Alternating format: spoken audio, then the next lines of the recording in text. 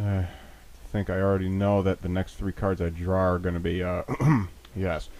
I'm going to put down a mountain, and then I would like to do that. I probably shouldn't. I'm just going to end my turn again. Jeez, dude. What? It's fine.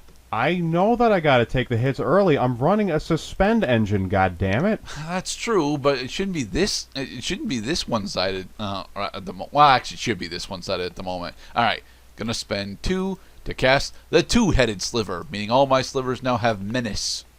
Ah, we'll see. Now I can't block it. Swing at you for 2. But no additional damage yet. Not yet. Oh no. The damage is coming. I will end. It's going to be painful. Quite painful. And yoink. I'm going to put down an island, and then I'm going to pay for the serrated arrows. Okay. And there's a battlefield with 3 arrowhead counters. I'm going to use a different color so I don't confuse it with my suspend thingies. At the beginning of the upkeep, if there are no arrowhead counters on the arrows, I sacrifice it. I can tap it and remove an arrowhead counter from serrated arrows. Put a -1/-1 counter on target creature. So, I am going to tap the arrows, remove an arrowhead counter, put a -1/-1 counter on the quill sliver. Really? I was thinking Yes. that you'd want to kill the Sidewinder, but all right. Well, you're still at full health. I have to start hitting you.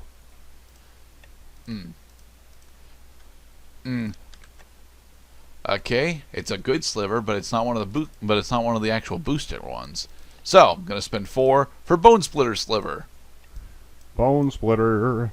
All right, and it's increased power and increased power. All right, and I'm gonna swing at you for 6. Oh, this is gonna hurt. 6 damage, and I can't block it because I only have 1 creature that can block, and all your slivers have menace. I'm down to 11. All right, and I will end. Nice. Very cool. Okay. Keep it right on going. I'm gonna put down a mountain.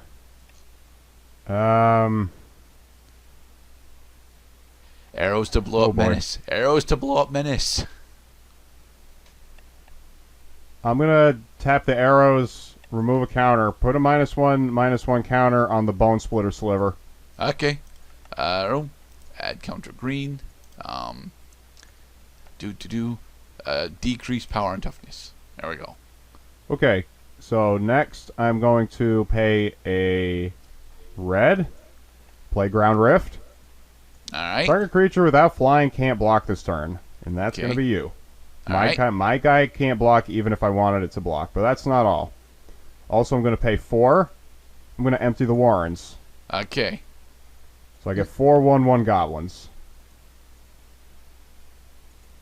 And now, because your creature can't block me, I can finally hit you. I'll take 1.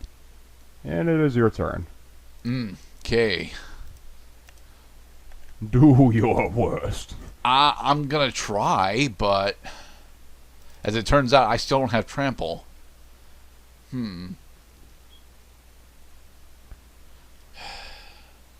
Although, it doesn't actually matter if I have trample. Yeah, cool. Alright. I'm going to swing out. Yep, because your dudes have menace. I'm going to take 9. Hold it. Because you're not declaring blockers, I have a thing to respond with. Oh, fuck. What is it? It's a trap. It is a trap. Strength of numbers. Target creature gains trample and +X/+X, where X is the number of attacking creatures. Nice. Okay, so that means instead of dealing just 3 damage, it's actually dealing 6 damage, which means that I, who had already declared my blockers, take 3 more damage. Yay! Well I finally won a wins game the after like mage. 2 months or some shit. GG. Yeah, that got out of hand pretty quickly. Which is the big thing that the slivers really want to fucking do. Can we show off the?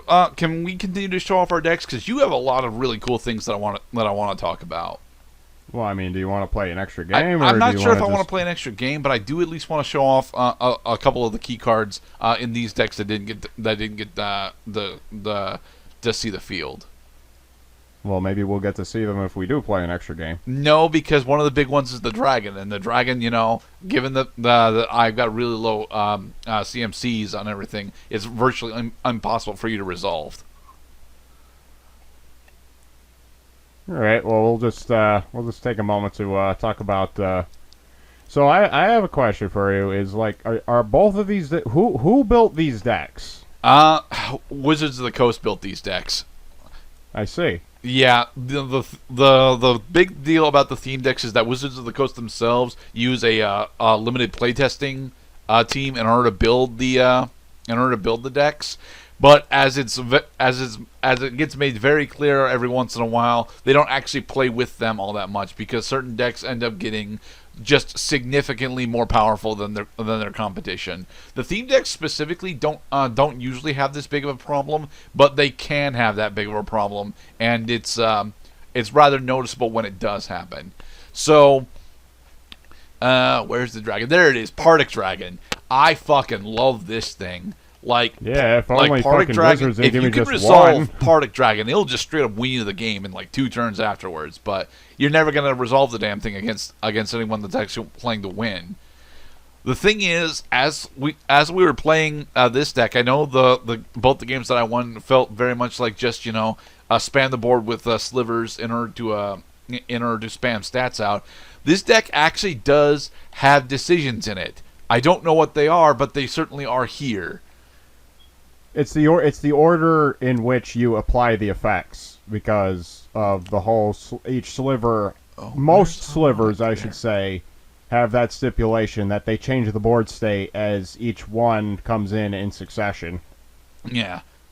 Really, this deck's running 4 copies of Grape Shot. Damn, it really wants that storm. It really wants that huge storm play that you got on the first game.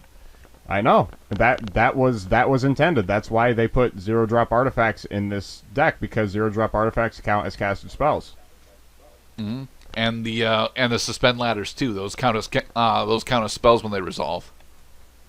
Yep. That also is true because suspended cards are casted without paying the mana cost, which means that the mana that you're not using gets done to use either Grape Shot or maybe one of my 3 Empty the Warrens cards. Here's a card that I couldn't get to use. Ignite Memories. Reveal target player's hand.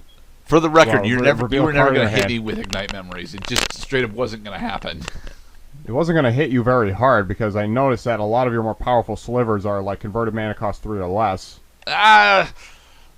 Not really. All of my 3 or less slivers are very, very tiny. I'm running a shitload of 1-drops. Not 1-drops, but 1/1s. And I always have a problem with 1/1s.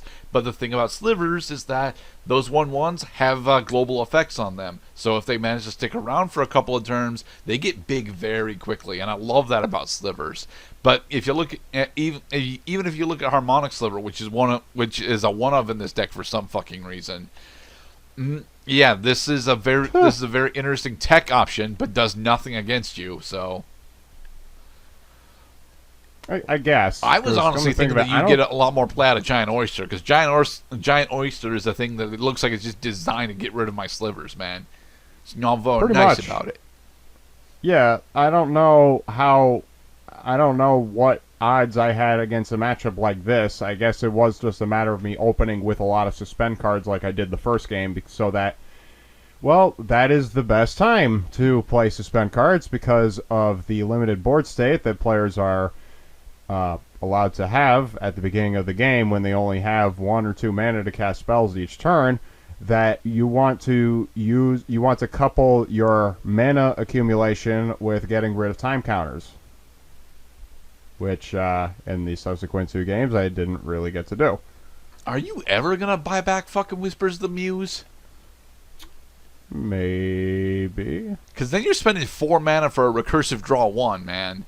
And I'm spending 6 mana for a recursive buy 1. Jesus, no, man, that is just bad. Well, that's why they never reprinted it, is because they realize it's a terrible drain of mana.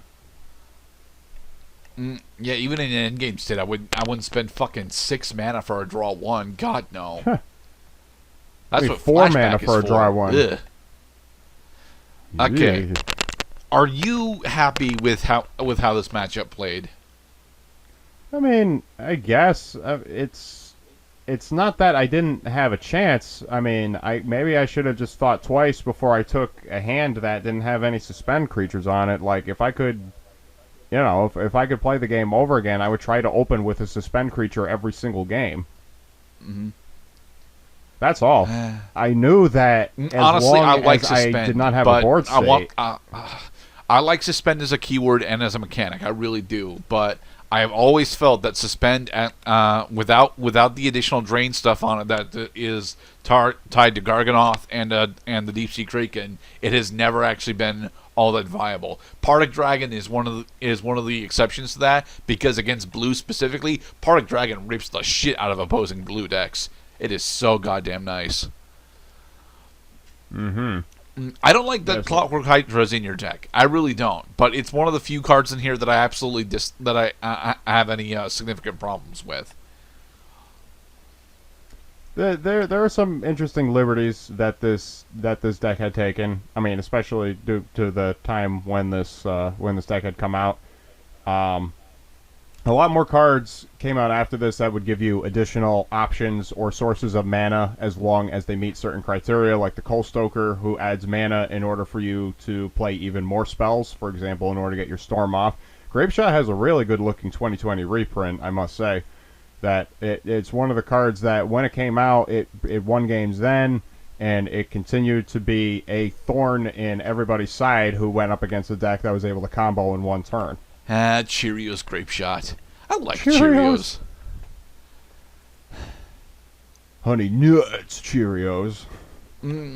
Well, it's actually Paradise Nut Cheerios, but yeah. Alright, this has been us attempting to explore Time Spiral, at least through the theme decks. To be perfectly honest, these theme decks don't really show off what the set itself is like, but what rather the block was like. And honestly, I like those. I like this block. I do. I'm not entirely sure how I feel about the set. Maybe one day we will come back to Time Spiral and just actually do the set instead of the theme decks, but it's a really big set, and it won't be anytime soon. Well, the subject of theme decks, like, you certainly had an advantage by choosing a deck that has all of its buddies all lined up in a row, because every sliver in the game usually has the word sliver in the title. It usually has the word sliver in its list of abilities. It usually has the word sliver on the name of its compatriots on a winning board state. Yeah, slivers. I like this archetype. I do. I know that this is not the best version of this archetype, but it was still fun to play with. Yeah. And this has been the first real show of force of what slivers are all about, because I've lost to slivers outside of Magic the Gathering Exploration, and I hope that people continue to run slivers, because it's a lot of fun. Alright, everyone. Join us next time for when Cloud gets to pick out what we're exploring next. Maybe he will pick out opposing team decks and absolutely crush me, because, that's how this usually goes. I don't think Wizards of the Coast know how to build decks. They know how to make cards, they just don't know how to build decks. Alright, everyone. Be safe. Peace.